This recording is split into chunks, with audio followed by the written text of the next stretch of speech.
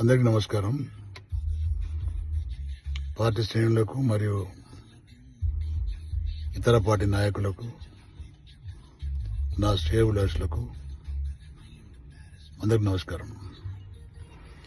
ఈరోజు ఇప్పుడే 11 టీవీలో, 10 టీవీలో, తర్వాత సాక్షి టీవీలో ఒక వీడియో వచ్చింది, ఒక వార్త వచ్చింది.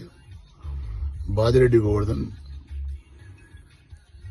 మరి కాంగ్రెస్ నాయకులతో సంప్రదించి కాంగ్రెస్లో చేరుతున్నట్టు, నిజామాబాద్ టికెట్ ఆశిస్తున్నట్టు ఒక ఫేక్ ప్రచారం వచ్చింది.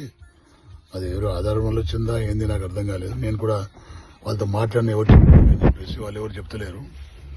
చాలా తప్పది, ఆ వార్త తప్పు. దాన్ని తీవ్రంగా ఖండిస్తున్నాను. నేను నాకు కేసీఆర్ గారు 3 సార్లు టికెట్ ఇచ్చింది, నాకు 2 సార్లు గెలిపించారు.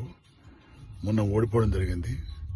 అయినంత మాత్రాన నేను పార్టీ వదిలిపెట్టి వేరే పార్టీకి వెళ్లి ఇంకో టికెట్ ఆశించడం అనేది పార్టీకి ద్రోహం చేసినట్టు. కాబట్టి అలాంటి ద్రోహం నేను చేయలేను.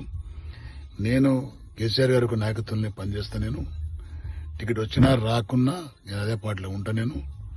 కాబట్టి దీన్ని, ఈ వార్త ఎవరైతే స్ప్రెడ్ చేస్తున్నారో కావాలని ఇచ్చిన వార్త ఏతుందో దాన్ని తీవ్రంగా ఖండిస్తున్నాను. ఇది కుట్రలో భాగంగానే అనిపిస్తుంది నాకు. కాబట్టి నేను మనవి చేస్తున్న ఒకటి మాట, ఇది ఒక ఫేక్ వార్త, ఎవడో దీన్ని కావాలని ఇచ్చినటువంటి వార్త. కాబట్టి దాన్ని తీవ్రంగా ఖండిస్తున్నా. లైఫ్ లో ఎవరైతే నాకు న్యాయం చేసిండ్రో, ఎవరైతే నాకు లైఫ్ ఇచ్చిండ్రో వాళ్ళు ఎవరికి కూడా నేను ద్రోహం చేయలేదు. బీఆర్ఎస్ పార్టీ కూడా అంతే నాకు.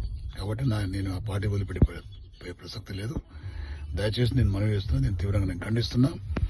ఎవ్వరు కూడా ఈ వార్త నమ్మడానికి వీల్లేదు. ఏదైతే వార్త వచ్చిందో 10 టీవీలో, తర్వాత సాక్షిలో, దాన్ని తీవ్రంగా ఖండిస్తున్నా. దయచేసి ఎవరు కూడా ఆ వచ్చిన వార్తలు నమ్మడానికి వీల్లేదని చెప్పి నేను మనవి చేస్తున్నా. థ్యాంక్ యూ, ధన్యవాదాలు. ఇదే పార్టీలో ఉంటా, ఇదే పార్టీలో కొనసాగుతా. రైట్, థ్యాంక్ యూ, ధన్యవాదాలు.